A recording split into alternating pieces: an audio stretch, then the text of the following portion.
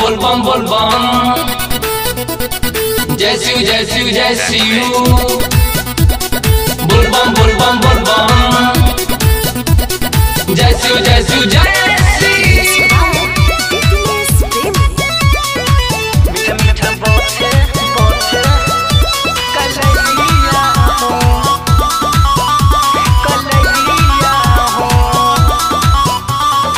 सबका के दे देनी मोहलतारी अपने नु रहतनी पर्वत पहाड़ी। ये भोला जी सबका के दे देनी मोहलतारी अपने नु रहतनी पर्वत पहाड़ी। खोआ न खाइले मलैया हो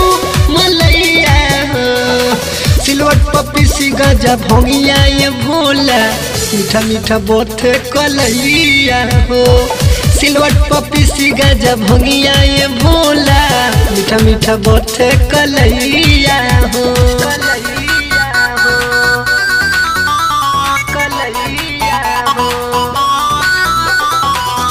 रिकॉर्डिंग स्टूडियो सिलौड़ी।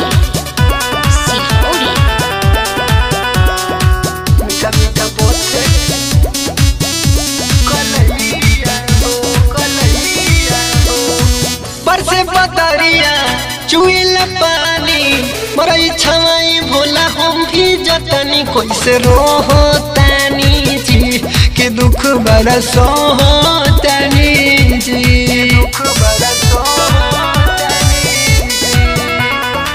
बरसे बदरिया चुइल पानी मरई छवाई भोला हम भी जतनी कैसे रोहतानी जी कि दुख बड़ा सोहतानी जी। गजा पिए लली सलैया हो सिलवट पपीसी गजा भोगिया ये भोला मीठा मीठा बोथे कलैया हो।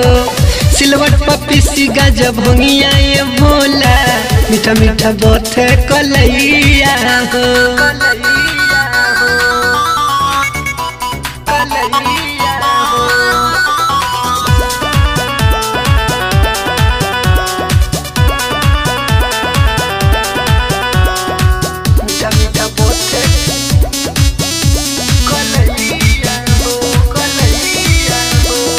नशा में मगन रहुआ रहिला खाली पहले जल ढारेला गोविंदा सवाले भगती में डोलेला कि प्यारे लाल बम बम बोलेला।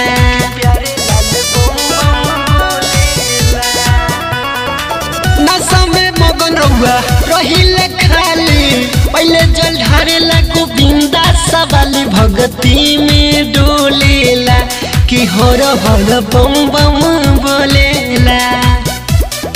भावे न रहुआ रसमलैया हो